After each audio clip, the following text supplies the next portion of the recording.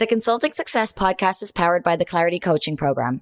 If you'd like to work directly with the Consulting Success team and receive personal coaching and support to optimize and grow your consulting business, marketing, and revenue, visit consultingsuccess.com to find out more and apply. Welcome to the Consulting Success Podcast. I'm your host, Michael Zapersky. In this podcast, we'll dive deep into the world of elite consultants, where you'll learn the strategies, tactics, and mindset to grow a highly profitable and successful consulting business. Hey everyone, it's Michael Zapersky, and welcome back to another episode of the Consulting Success Podcast. Today, I am very excited to be joined by Kim Crowder. Kim, welcome. Thank you. Thanks for having me, Michael. Yeah. So Kim, you are the CEO and founder of Kim Crowder Consulting, where you consult on workplace culture, marketing, leadership. You've worked with clients like Adobe, Target, HarperCollins, and many others. Your work has been featured in Forbes, the New York Times, and several other media. Did I get all that right? You got all that right.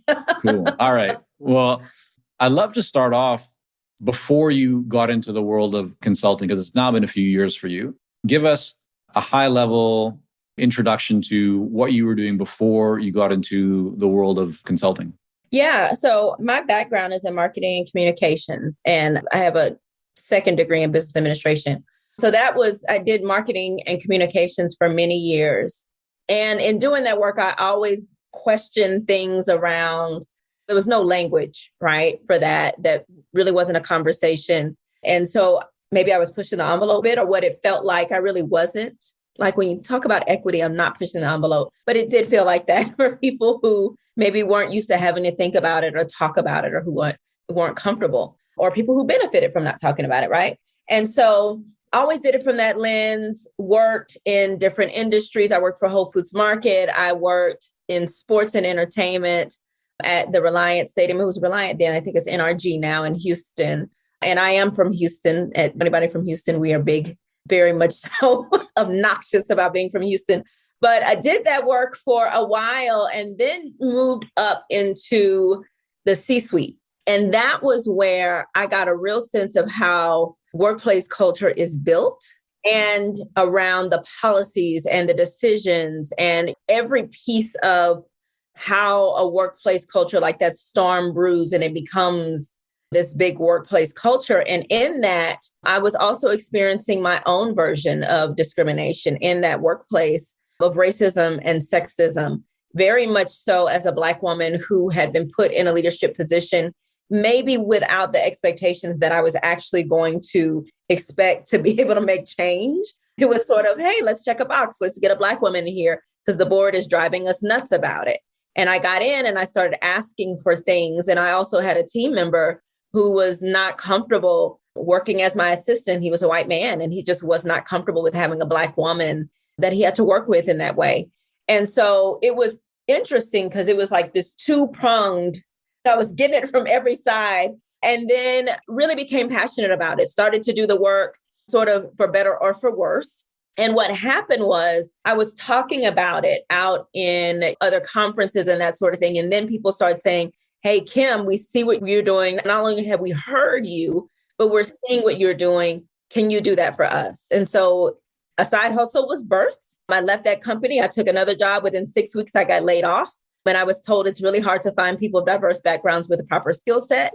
And so it was like confirmation that this is what the work that I needed to focus on. And voila, here me and my team are. Awesome. So I want to kind of explore a whole bunch of that and more. Before we do that, I mean, you mentioned that you went into a kind of a C-suite, right, position. Now as a consultant, is there anything that stands out to you kind of looking from that vantage point and the understanding of you yourself having been there? Is there a dynamic or anything you keep in mind when you yourself are engaging with people at that decision level, kind of, or decision-making level, that you think people maybe don't see often enough? Like, I'm just wondering the dynamic or the distinction or anything that maybe you use from your own experience of being at that level of business when you yourself are reaching out to prospective clients who are also executives. Anything kind of come to mind, or any best practices or just approaches that you use? I don't know that I think about it in that much of maybe I should actually, a premeditated way. Maybe it just gave me a new idea. But I do, because of that, understand the logic of why folks in that space make decisions. I make sure that I don't lean there. What we don't focus on is this idea of if you're more diverse, you'll make more money. Because then we're falling back into sort of like that connects with slavery, right? Kind of. And so we don't do it from that perspective, but we do it from a perspective of looking at your retention and turnover rates, right? You are bleeding money at this point.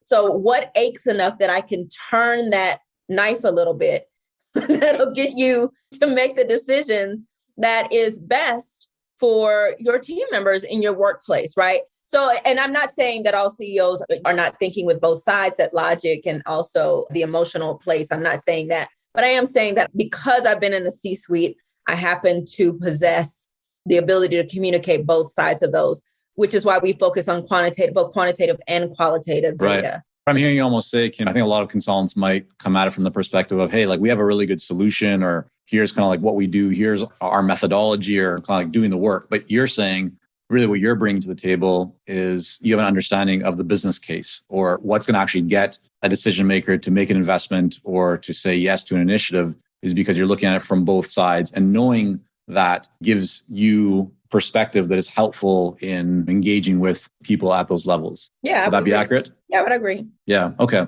So coming back now to your own kind of journey, people started saying, hey, Kim, like what you're talking about, we need some help. We're interested in this. So were you on stages talking about this or writing about this even while you still had your previous job in that executive role? Or did you actually start getting more out there once you had left that position?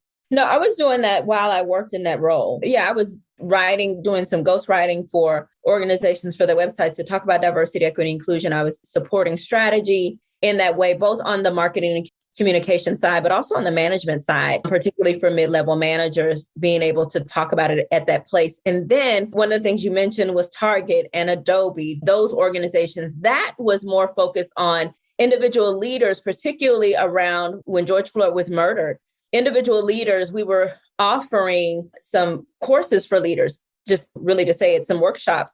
And what we had was leaders come in and say, we want to be a part of it. And so that's where we worked with those leaders in those organizations to really move them through. Here's what this looks like, both in your business and your personal life. And here's some things that you may not have recognized. So yeah, I was doing the work. It was a side hustle. And then it transitioned into, after I got let go in that role, it was, what do I want to do? I think you really understand the impact of that, the physical, emotional impact, physical impact of what it is to be in a workplace where you are discriminated against and where you're watching that happen to other people, and just saying, I want to be a part of a movement to change that. Right. So it sounds like that your initial clients, when you launched your consulting business, it wasn't so much you reaching out to people. It was more that people were reaching out to you based on the presentations or talks that you were giving. Is that accurate? Yeah, I would say that's still the case. We really, and that's sort of like a knock on wood thing to say, right? Is that we really don't do a lot of reaching out to clients. The benefit of that is partners are coming to us at least willing to move forward. Now, they may not know what all of that encompasses, right? You get in there and they're like, but we at least have a base point where our partners are saying, we've read what you've written, we've heard from you, we've signed up for the newsletter, we follow you on LinkedIn or some other social media channel, we've watched your interviews, so we know the perspective that you and your company come from. And because of that, we want to work with you. So there's a freedom in building the relationship that way, instead of sort of knocking on someone's door and convincing that we're the right partner. Some people might look at that and go like, that's such a great place to be in, where you just put out content and now people are knocking on your door, right? Like that's kind of the holy grail of what so many consultants desire. Just to give people some context, how long have you been writing on this topic, speaking on this topic? Like, let's kind of go back in time. How long have you been at this? I would say about 6 years. And for 3 of those years, it felt like screaming into the void. And I think that's an important thing to say, because that was when I was side hustling it. And then there was also a time period where I just was like living off my savings, trying to figure out what the next thing to do was, being innovative and flexible, which is the benefit of being an entrepreneur, right? You're like, I need some money. What can I do to make that happen? And so I really feel like the content and the information that we were putting in popped. And we also got a footing in our perspective and our core values and our mission around this, right? Even that takes time. What is our perspective? And that's continuously growing. But I felt like it took about 3 years to really get into that space. And once we got there, it was like it locked in. We got the Forbes article, being one of the top 7 anti-racist educators your company needs now, being part of a list that Michelle Kim created, particularly for Black diversity, equity, and inclusion practitioners.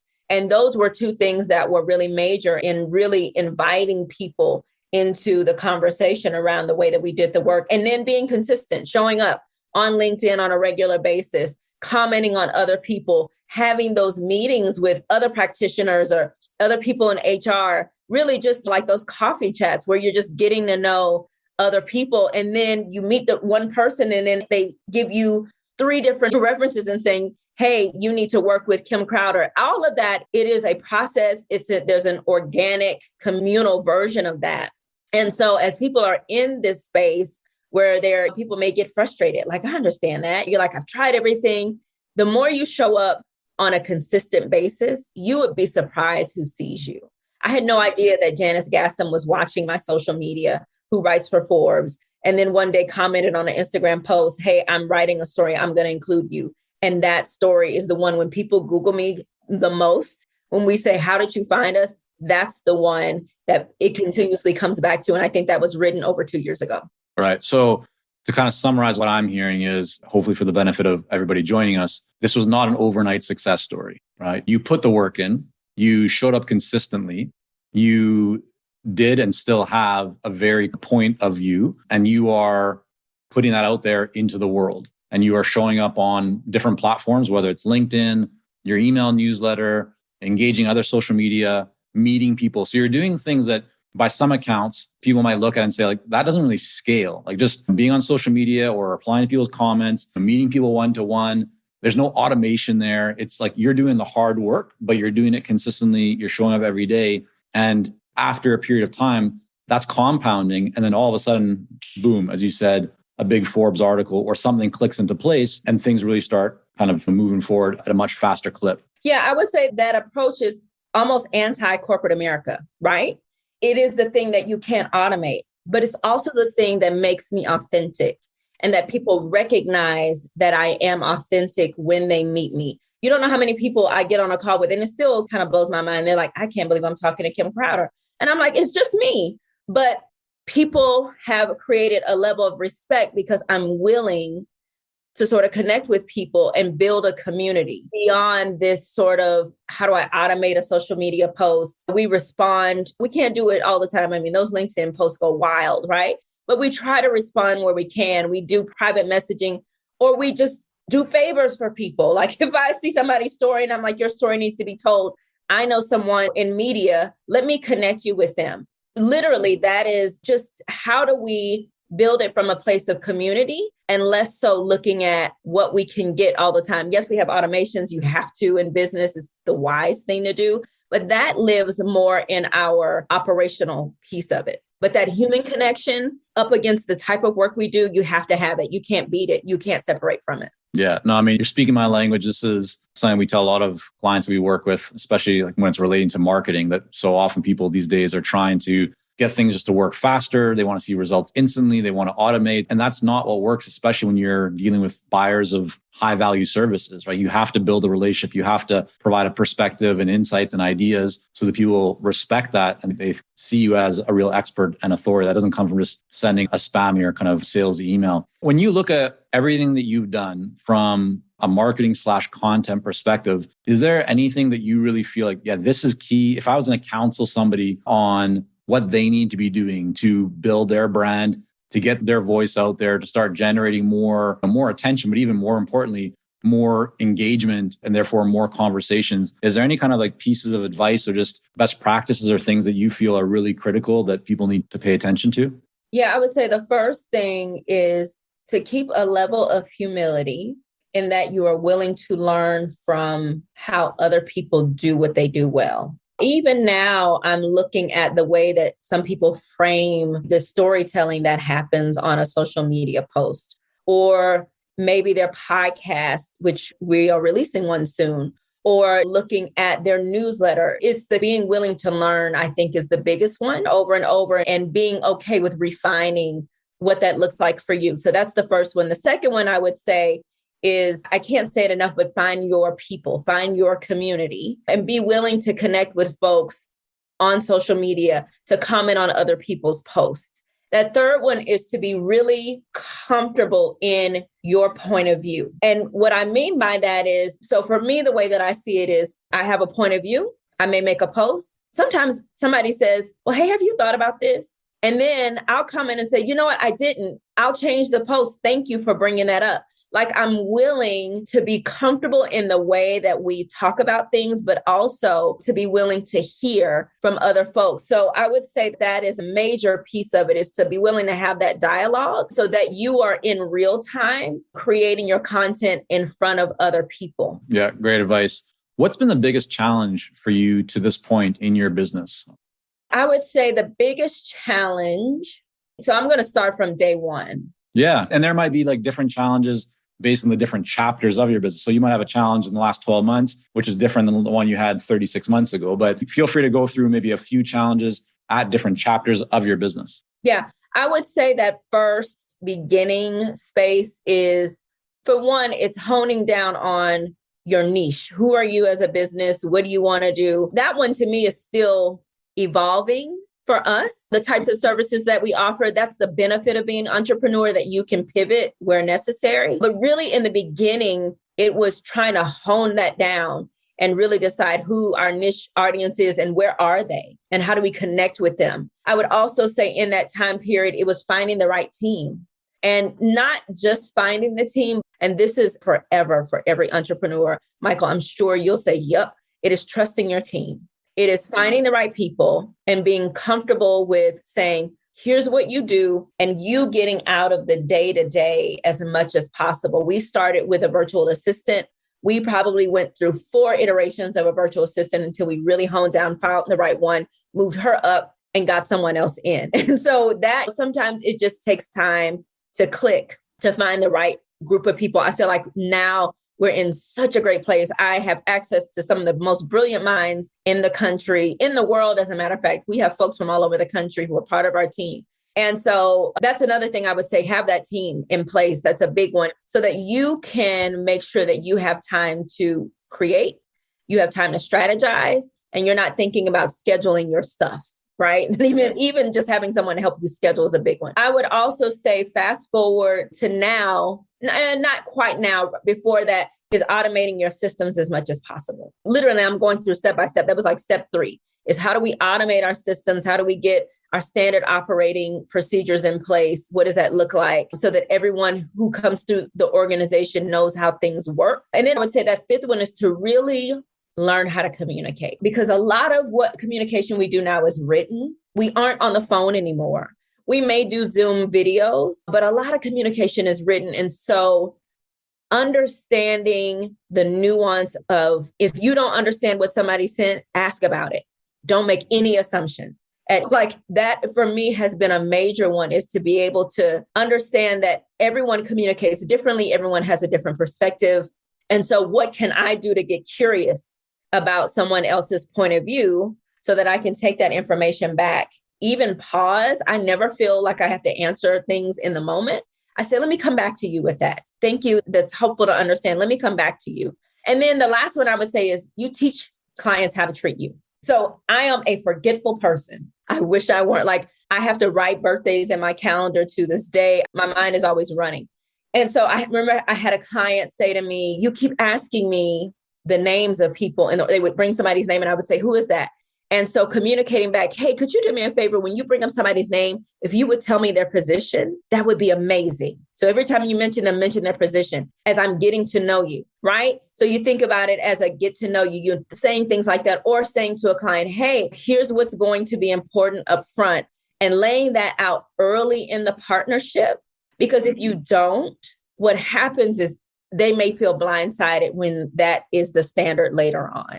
Like, you're also talking about, sorry to interrupt there, but I think just you're hitting on setting of expectations, right? And communication is one part of that. But you're right. So many consultants struggle with not setting expectations early on, and they start wondering why the client isn't paying on time or why the client is asking them to provide a whole bunch of work that like is deviating from the initial scope of work. And it's like all these things weren't set, right? You didn't communicate them. You weren't clear on them. And now you're in a place where you're having to try and clean up the mess that was created because there weren't clear expectations put in place. So I think that's a really important point that you're hitting on. And I've been there, right? And you're like, wait a minute, what happened? How did we get here? But also to know that your statement of work and your contract is not enough to communicate. That is a beginning. But the fact of the matter is that your project sponsor may not have even read your contract. It might have been their legal team. And so when you do your onboarding meetings, that's an important time to communicate that. And then throughout the process, as things come up, say, hey, we're happy to do this. We can move this deadline. Here's what it's going to cost around moving the deadline, around time, and also financially, what it's going to cost. Is that okay with you? Great, we'll send a change order. So making sure that you have sign-offs for every step of the process when things change, keeping your records, always communicating written. If you have a great call, we always take meeting notes. And then we also say, here are the action items based on that as we understand it. Making sure you have communication in place in writing because it could come up later on. And it's not a gotcha. It's just so that we all have a baseline understanding. Hey, it's Michael here, and we'll be right back to the podcast. But first, are you ready to grow, scale, and take your consulting business and marketing to the next level? If so, our Clarity Coaching program may be a great fit for you. You'll work with our experienced team to set up a strategic plan for your business and coach you step by step in areas like how to consistently attract more leads, develop a magnetic message that resonates with your ideal clients, strategically package and position your services, earn higher fees, win more proposals, and scale your business. To find out more about Clarity Coaching and apply, go to consultingsuccess.com and click on coaching. Yeah, so critical, right? Like I think very often consultants don't even have an onboarding process, right? So they just show up at the first, like with the client for that first meeting and kind of get right down to business because most consultants really want to provide value, make an impact, they want to help. And so you just feel like, hey, I just want to, starting to help the client right away. But what you're talking about is establishing an onboarding process, right? A system for how you onboard a client, specific things that you cover in the meeting, and then a process for how you handle certain things that might come up. So beyond even the setting of expectations, how do you deal with a situation when a client wants to potentially change something in what you've planned, right? So you have a system or a set of processes for that. You've documented those things, it sounds like, as part of an SOP, right? Standard operating procedures. And then this is the key part, as you now want to begin bringing more and more team members in or delegate stuff or shift some of those things off of your plate so that you can focus on the highest value areas where you can truly create value. Now you can just guide your team to say, hey, here's the documentation. Here's how we do this.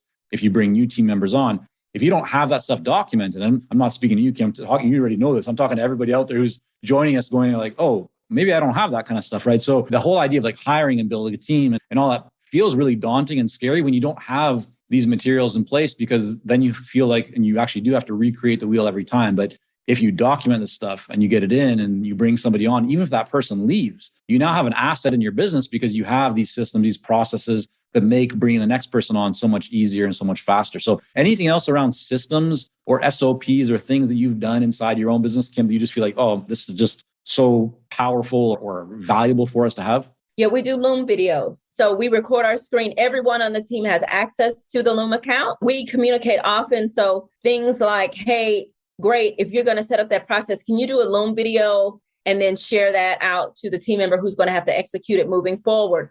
Or it could even be down to, hey, I have a question. Maybe we can't hop on a call, but I made a video about it. Can you watch the video? Can we look at it together? Also, weekly meetings with your team is so important. And honestly, we did not do weekly meetings with the team for a while. And then I did one and I was like, why haven't we been doing this on a weekly basis? Because it clears out so much, right? You can get lost in the to-dos. Has their own version of it. And what that is, it's just sort of a meeting of the minds. Hey, here's what I'm working on. Here's where things are. Here's what I need from you. And it doesn't have to be long, but you can lay out an agenda where everyone knows their role in that and can bring that forward. I would also say automations around that onboarding is important. So one of the things that we do when we onboard a client, we have an onboarding questionnaire. We turn that into our client brief. So as we work with other team members who may become part of the partnership later on in the process, the project manager is up front, the executive assistant is up front, but we may have like our data analysts who come in later on, then what we can do is send them the client brief. Hey, here's the client that we're working on. And then what we do is lay out the SOW for that project for that team member. So it's a specific, here's what your piece looks like, and making that really clear as to here are the expectations around that. If we email you, we need to hear back from you in 48 hours. If you're going to miss a deadline, we need to know why, and we need to know immediately. And if it's going to cost us going to find someone else, then we got to take that out of thinking about all of those things. And the truth of the matter is that you won't know until you get there. Like some things no one can tell you until you're like, oh my gosh, I'm here. What do I do? But as soon as you learn it, document it in some way, put it on paper, make a Loom video so that not only do your team members have access to it, but you have a reminder back to yourself. And we also have a video version of onboarding for our clients as well. I have welcome videos. I have videos for our assessments that say, hey, you might be nervous about this. So it goes out to their broader team so that we are, again, building that community, making a connection and building trust with a broader audience outside of who we're working with one-to-one within an organization, because oftentimes that's not enough.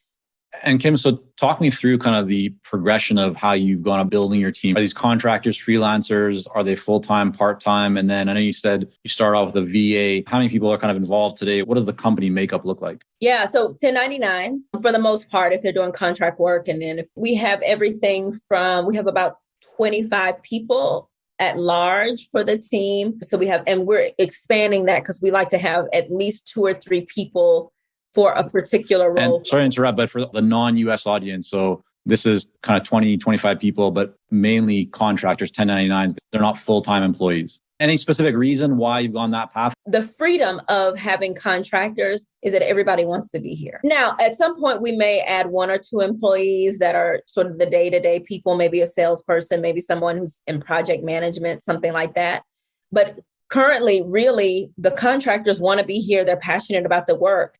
And that's the benefit, right? Like I'm not over them. We're all adults. We're speaking eye to eye, which I really love, that the freedom it gives people to speak and share and provide their expertise in ways maybe they don't feel like they can do in a day-to-day corporate America setting. So that's one. I was just going to ask you, so I think the concern that some people might have with, let's say, a model like that, so I'm interested to hear kind of how you think about this, is capacity, meaning that, let's say things are really ramping up, you're getting a lot more demand for your services, people want to hire you. And so you have contractors that if they're not dedicating all their time to working just with your company, they're working with other clients too. Do you ever have concerns about, will we have the capacity to deliver for clients if we don't have our team's 100% kind of full-time attention? How do you think about that? How do you plan that? Kind of what's been your experience with it? Yeah, we don't run into that, honest to goodness, which is why I say we have more than one person that can be dedicated to a specific area of focus. We're actually growing that. And the way that we plan out our clients, we are telling our contractors ahead of time, here's the project. Like we could have a project for 8 months and we tell our contractors prior to day one, hey, we want you on this project. Here's what it looks like. Here's about when you would come into this. Go ahead and plan it, get it on your calendar now. And then we also go in, we have an SOW. So we're legally bound, right? They're legally bound to do the work. So we have that in place. There was something else that you asked that I wanted to address. Can you go back to that question again? Yeah, just in terms of like capacity. That's it, the capacity piece. So one of the things that I am passionate about is multiple streams of income in the way that we look at the work that we do. So I don't ever want to be in a place where we only do client work. I also do speaking engagements, which it brings in money, but it doesn't include a contractor. We're also looking at building some services that are more automated, like courses and that sort of thing that people can opt into, maybe if they're at a lower price point. And then also really making sure that what we charge makes sense for us as an organization, thinking through that, understanding the value of what we bring and being okay with asking for what we're worth. In that, listen, I can be honest with you. I'm not trying to build the next $1 billion company. I'm not. And I'm good with that. And so you have to decide what you're good with, because what we do now, I'm in Spain right now. We talked about this before, right? In Madrid for the next about 3 months. And then after this, I may go somewhere else and then I go home. But what it does is it provides me enough freedom in my life. And so you have to decide what kind of company you want. I didn't leave corporate America to work all the time. I left corporate America to be able to be like a full person. And so I'm building a business that allows that to happen. And so you have to be comfortable with how much money you're comfortable making. Or if you want to make more money, how do you diversify your offerings in order to make that happen? Yeah, man, I think the point you just made right now is so important, is that there's no one way to build a successful consulting business. There's many different models that are everybody's disposal. And it's all about choosing the model, the path that makes sense for you, right? And so some people will have a different kind of perspective or different view in terms of building a team, and they want full-time people, or maybe they don't even want any people. They just want to be a solo independent consultant. So regardless of like what you choose, just choose something that is going to be right for you. When you look into the future and you say, this is where I want to be, then reverse engineer and figure out, well, what's the best way to get there? And sometimes, yes, it will require you to be very honest with your fears or concerns and trying to overcome them and not let them kind of hold you back. But yeah, I mean, the point is certainly well taken. And I think hopefully everybody really kind of just takes a minute, pauses and thinks to themselves, am I currently in the right model? Do I have the most optimized business model and the right path to get me where I want to go? Or is there something I could be doing differently that could help me to get there faster? And at the same time, it's not just about the money, right? It's about the lifestyle and the freedom and impact and doing things that give you fulfillment and enjoyment and all other good stuff. So a couple of more questions here before we look to wrap up, Kim. One is just kind of on the same thread. So you built a good sized team of contractors that you are working with on a regular basis.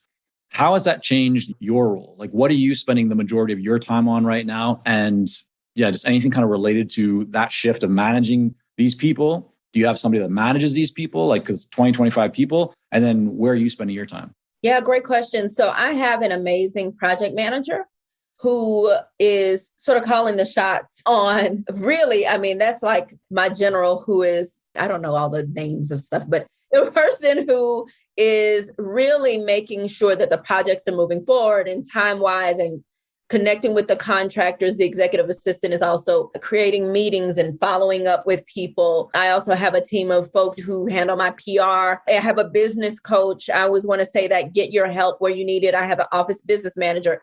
So what has been most important is understanding what the type of folks that we need, the type of skill sets that we need has been, for me, absolutely imperative.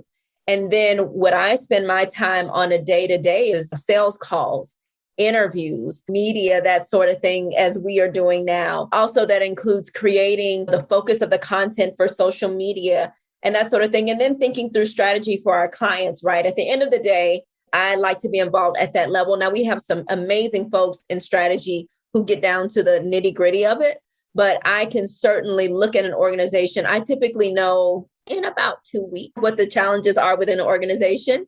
And then we can go in and I go in and help piece that puzzle together. How do we tell that full story?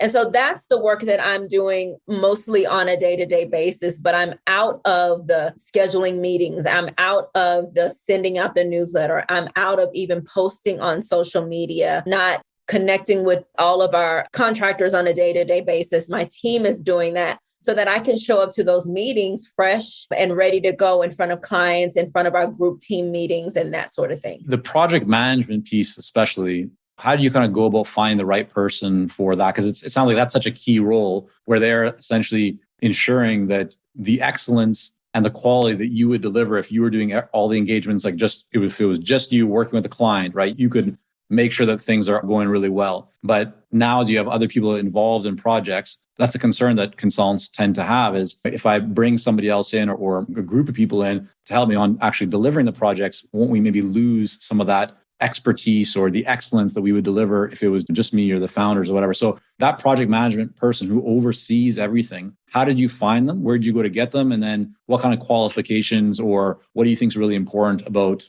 their role or like what they have and what they bring to the table that people should look for? Yeah. So I got really lucky with my project manager. Our project manager was actually our virtual assistant initially. She came aboard because we were losing our virtual assistant because she was leaving for familial reasons. And then she actually found a group like top 2 or 3. We did an interview. We chose this person, Iffy, that's her name. Iffy is her name. And then Iffy was doing the executive assistant role. And I was like, you're really good at this. Well, come to find out, Iffy's a certified project manager at work every day. And at that time, Iffy was not doing project management at work. And then she shifted over to another job where she was doing project management full time. And I was like, gold mine. I mean, we connected.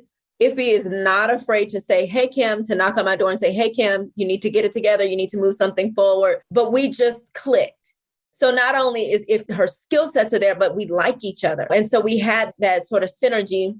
And then we moved in. I got to a point where I said, Iffy, let's just move you into, because we hired another project manager and they just weren't the right fit. They were great, but they just weren't the right fit. And I was like, why don't we move you into it? Are you interested? Iffy was like, yeah, I'll do it. Absolutely.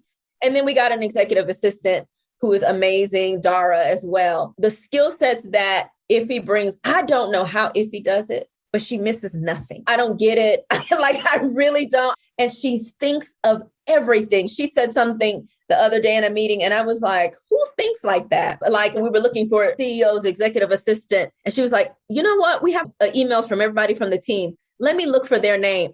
And then also, she is a business analyst as well. So her understanding of the holistic way that a business operates has just been extremely beneficial. I would say you need somebody who is organized and who is not afraid to push you, to challenge maybe something that's missing. I welcome that. I know everyone doesn't love that. I welcome that. If it means growth, if we're being kind and still challenging each other, I'm totally fine with that. And then also, I would say find someone you can trust. And with Iffy, I trust Iffy. I trust Iffy's decision-making. I trust the way that Iffy is going to handle our clients.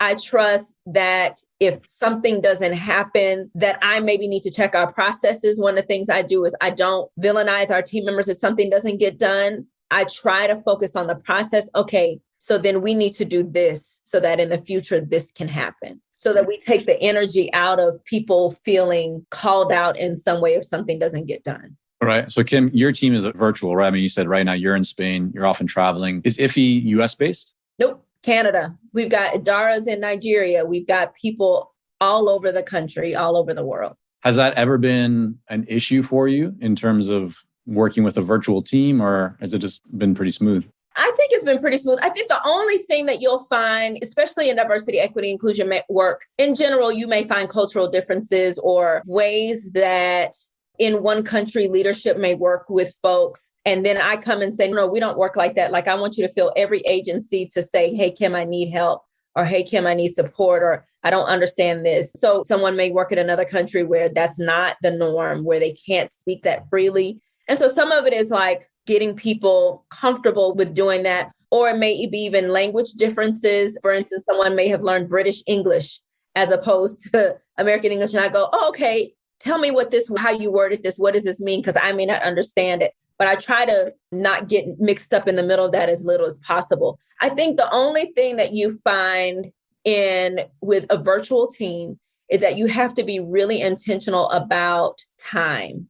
And what I mean by that is the amount of time that you give a project, especially if everybody's on different time zones, when folks are going to be able to respond, when you can have team meetings. And so you have to be aware in that way. But for us, it's really worked. And I can't imagine building a business differently than this, because the benefit is that we have all of these different points of views from people from everywhere who come in and say, hey, have you thought about it this way? Have we ever thought about doing it this way? And if you can find yourself as a founder that embraces that, it only makes you better. All right. Well, Kim, before we wrap up here, I want to ask at least one other question. I know I'm just conscious of time. But one question that I do like to ask, just because I really love books and I like to learn what other people are reading and learning from.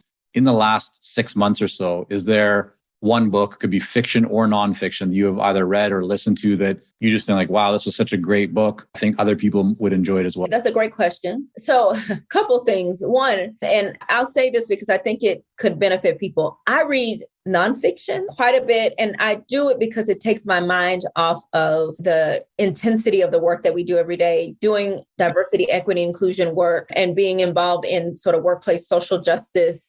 That is intense work. And then you get on social media and all of the news is flying at you and you're doing interviews. And so I unwind a lot with nonfiction. Is there a book in particular? I can't think of one. I mean, I'm listening to things that require little brain cells, but just like take me away.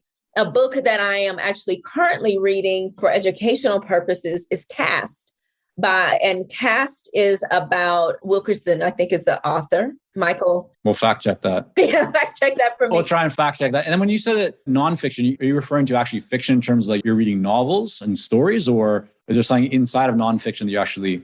Excuse me. I'm sorry. Fiction. Forgive me. Fiction has been, nonfiction is the Caste, but reading fiction that takes me away, it's fantasy, it gets me out of my day-to-day. That's important. Excuse me. So then nonfiction, I'm reading Caste right now to really help me understand those sort of caste systems that are unspoken in the US. And then that impacts the work that we do, again, on the day-to-day. And then I'm also working to read more from authors who are either indigenous or who are outside of the US to learn more about history from a global perspective instead of from a US perspective, because oftentimes that informs our work around culture. Particularly as companies, we work with a lot of companies that have a global presence, not only with their external audiences, but also their internal teams.